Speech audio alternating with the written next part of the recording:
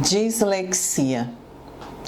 A dislexia se apresenta como dificuldade de aprendizagem na leitura, na escrita, por vezes no senso numérico. Mas ela é muito mais do que uma dificuldade de aprendizagem passageira. A dislexia é um transtorno específico da aprendizagem. Isso quer dizer que os seus sintomas persistem por toda a vida acadêmica do indivíduo. E guarde bem essa palavra, persiste. Nós vamos voltar a ela. Seja muito bem-vindo, muito bem-vinda. Eu sou Marilisa Rosas, neuropsicopedagoga, psicopedagoga, especialista em neurociência aplicada à educação. E é um prazer ter você aqui no nosso canal. Já peço que você se inscreva se você não é inscrito, inscrita no canal, e já curta, porque vai valer a pena esse nosso encontro. Bom, dando seguimento, hoje nós vamos tratar da clínica, das questões da clínica e do consultório, quando chega para você que é psicopedagogo, neuropsicopedagogo, uma queixa de que a criança não aprende a ler e escrever. E ela já passa um pouco do tempo lá dos marcos do desenvolvimento. Então, o primeiro passo a se fazer é identificar os sintomas. Quando você começa a ter uma hipótese, se questionar, será que é uma dislexia? Com certeza, para um psicopedagogo, para um neuropsicopedagogo, diante de uma queixa do não aprender a ler e escrever, a primeira dúvida que nos vem à cabeça, né, aquela interrogaçãozinha, será que é dislexia? Então vamos aprender hoje como é que a gente pode fazer para transcorrer nesse diagnóstico, identificar esses sintomas e dar continuidade na intervenção. Lembra que eu falei no início do vídeo sobre persistência? Então, para iniciar o seu raciocínio clínico, a primeira coisa que você tem que fazer é gravar essa palavra. Diante dos sintomas que precisam ser observados numa hipótese de dislexia, e vamos a eles, são, primeiro, um prejuízo de memória operacional. Essa criança aprende num dia, esquece no outro. A professora ensina, em casa ela não consegue desenvolver atividade com os pais ou com quem lhe ensina a tarefa do para casa. É importante que você já verifique se há uma persistência. Isso acontece há mais de 6 meses, acontece há mais de 1 ano, essa criança sempre foi assim, porque é bom separar que os sintomas da dislexia iniciam lá atrás, na educação infantil. Só que nem todo professor consegue diagnosticar e entender que ali uma dislexia do desenvolvimento que já começa a apontar ali os seus primeiros sintomas. Pois bem, então nós temos o primeiro sintoma, um prejuízo de memória operacional. Depois essa criança tem uma dificuldade de fazer uma correspondência do som com a letra, ou seja, fonema, grafema. Essa criança faz trocas de letras, tanto na escrita quanto na identificação, na percepção visual. Geralmente o P com B, o M com N. Voltando à persistência, esses sintomas são persistentes, você já vai separando enquanto clínico, psicopedagogo ou neuropsicopedagogo. Então, nós já temos um prejuízo de memória operacional, nós já temos aí uma dificuldade de identificação de letras, uma troca de letras, e também nós poderemos ter aí um vocabulário empobrecido. Ou seja, uma criança que é disléxica é uma criança que tem um vocabulário empobrecido, uma criança que não tem um nível de palavras muito acentuadas. Geralmente, essa criança começa a substituir nome de objetos, até pelo prejuízo da memória operacional. Quando você pede para ela alguma coisa ou ela quer pedir algum objeto, ela pode esquecer o nome desse objeto e transferir o nome, trocar o nome para aquela coisa. Por exemplo, ela quer um lápis. Aí ela pode dizer aquela coisa de escrever.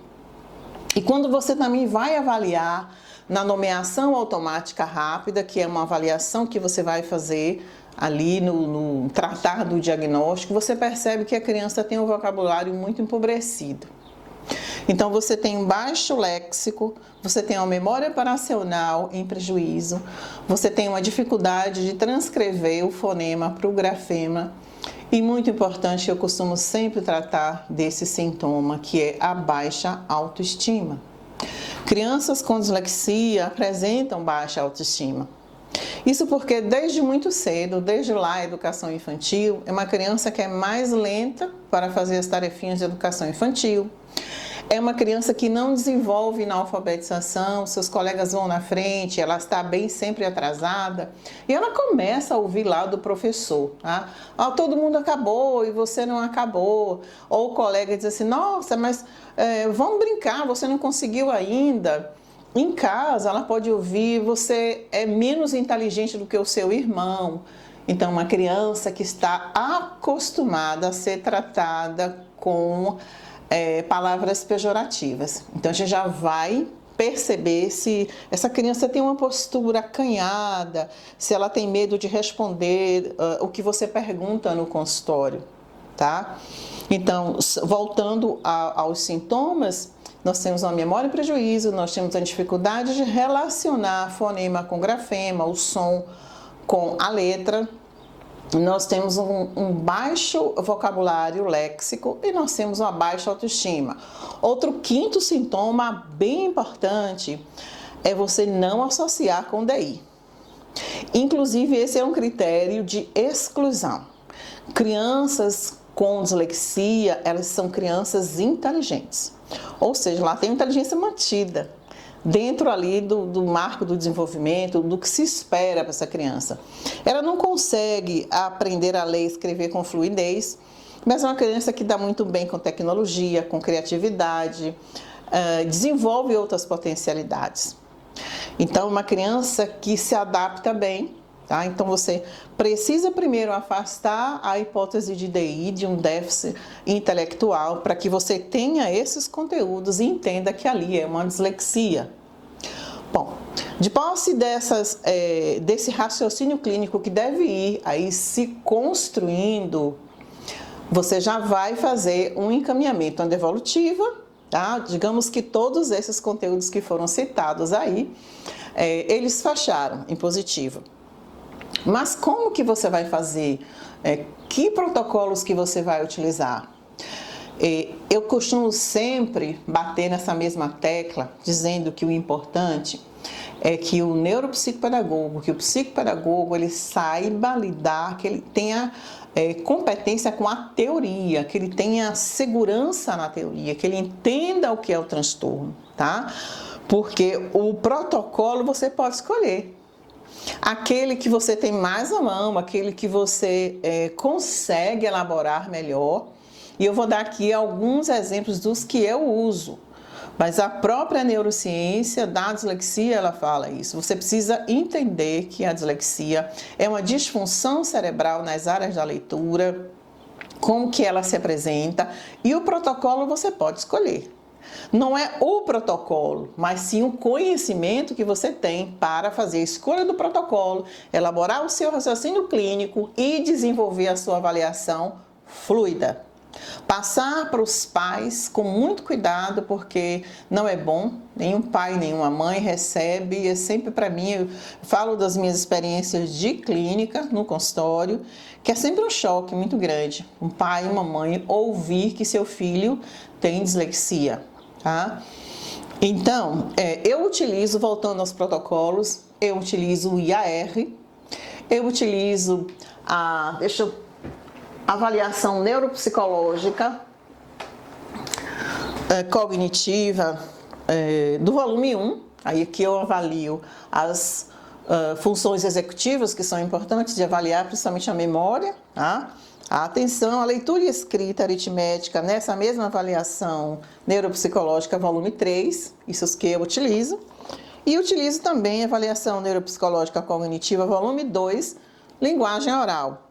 Utilizo também o IPPL, que é o protocolo de identificação dos problemas de leitura, né? Identificação precoce dos problemas de leitura. É uma sugestão, mas você pode também ter outros protocolos para chegar ao diagnóstico, à sua avaliação. É como um diagnóstico médico, que ele precisa entender da doença. Ele pode utilizar uma medicação diferente de um para o outro, não tem problema. O mais importante é que você saiba identificar, fazer essa avaliação com muito cuidado, entender que a dislexia precisa de ser avaliada no mínimo 8 sessões, né? De 8 a 10 sessões, faça com calma. Não subestime a avaliação ela é muito importante para qualquer transtorno que você vai desenvolver, que você vai trabalhar no seu consultório, dentro do desenvolvimento da aprendizagem. Não subestime a avaliação, ela é que vai direcionar para as intervenções. Bom, depois da devolutiva, você precisa também visitar a escola, falar das capacidades desse indivíduo, comece com a capacidade desse indivíduo, que você também olhe sobre essas capacidades, e a partir daí você vai desenvolver as suas intervenções no consultório, né? Desenvolver intervenções para memória, para dificuldade do senso numérico, se houver, enfim, daquilo que você encontrar um déficit, um prejuízo, você vai precisar trabalhar e fazer os encaminhamentos. Quais são os encaminhamentos? Fonoaudiologia, neuropediatria, se essa criança não passou ainda por um neuropediatra. O psicólogo, se você observar que essa baixa autoestima ela é muito importante, muito severa. E o psicomotricista. Crianças com dislexia apresentam, na maioria delas, um prejuízo acentuado na lateralidade, psicomotricidade. Mas, finalizando, cada caso é um caso. O importante é que você saiba lidar dentro do seu consultório com cada transtorno. Gostou do vídeo? Não esquece de deixar aqui o seu like, ative o sininho para novos conteúdos que virão no nosso canal. Fica com Deus e até o próximo conteúdo. Tchauzinho!